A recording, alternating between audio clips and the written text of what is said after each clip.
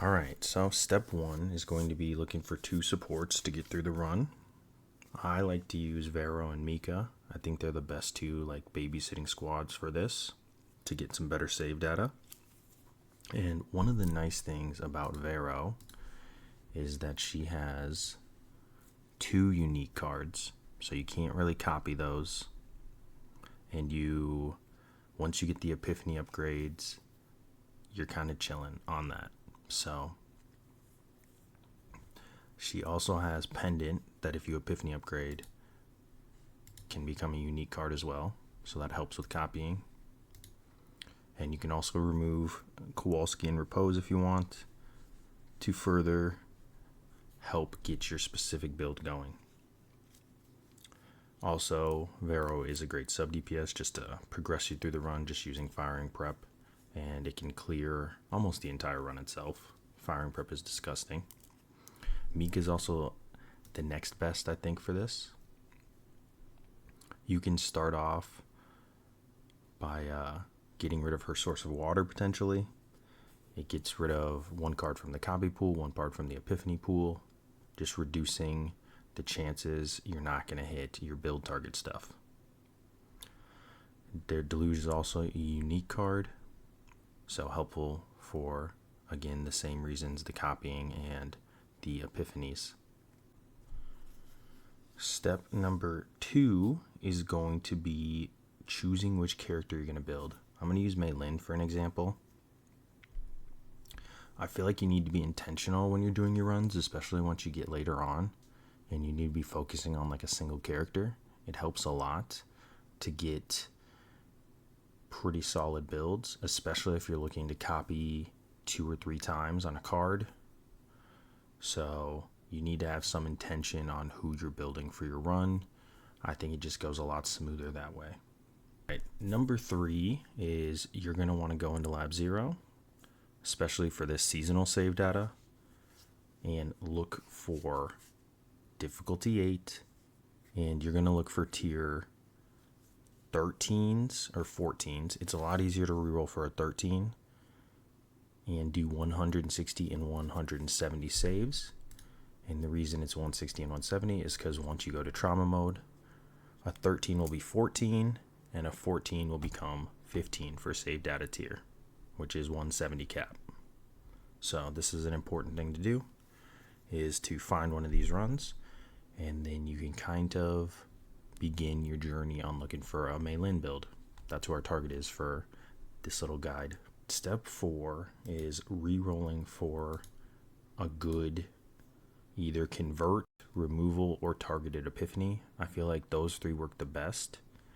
You can go for an equipment if it was really good for the build, but ideally you're looking for one of those 3 I mentioned. I'll find an example of each one quick. I think the best for specifically for Mei Lin you can get for convert is the aggressive mutant. You can do that and turn her shield into that. That's kind of like one of the better things you can get from this convert. Okay, so you would convert, change one of the cards you're looking for. If you were looking for hand-to-hand combat, this works perfectly. Otherwise, you just go for removal. You can remove this and this. So getting rid of source is kind of nice, especially if you're confident in your run that Veronica is going to carry you, Mei Lin's going to carry you, because this is an epiphany hit, this is a copy hit, so this is a really nice thing to get rid of at the start. And then Flame Dragon Guardian is the only thing you got to get rid of out of Mei Lin's deck. So a double removal is kind of nice for that start. You can also go for an epiphany start if you want, but a lot of times it's random epiphany, and I don't really like going for that start. The targeted one, at the very least, is you can do it on the character you're trying to get a build for. Okay, so you can grab this. I'm going for Mei Lin. Cool. Got Spirit of Aromata. Alright. So that's what rerolling looks like.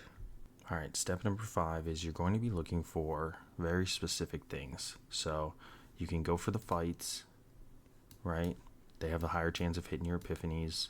So you hit the fights. When you're going through fights, you're trying to get the main character epiphanies, and that gives it a higher chance to get upgraded later on once you get all of those. When you're hitting up shops, you're going for card removals, preferably non-unique cards, again to help with the copy events, to help with not hitting epiphanies on things you don't want. And also you're looking for equipment in the shops for that main character.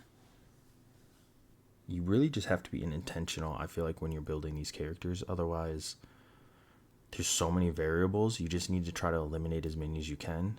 And it's a lot easier to do that if you're eliminating all the non-unique cards and not adding neutrals, because neutrals add more epiphany upgrades, more copy targets, all those other things. Like, and if you really want these triple or quad builds, you really got to be intentional about it. If an epiphany upgrade goes wrong, such as unity of attack and defense, okay, the draw 2 basic cards isn't as good as the move 2 basic cards, right? So unless you're looking for like a split build where you have 2 of the same card that do different things, if you get draw 2 as your epiphany upgrade, you can just reset the run, right? Because you're looking specifically to copy a move 2. And if you really, really want to do it, you can try to go for a nihility upgrade before all that, and then intentionally try to copy it. And also, neutrals add a lot of variables to looking for a specific build. So try to add as little as you can unless it's essential to that build.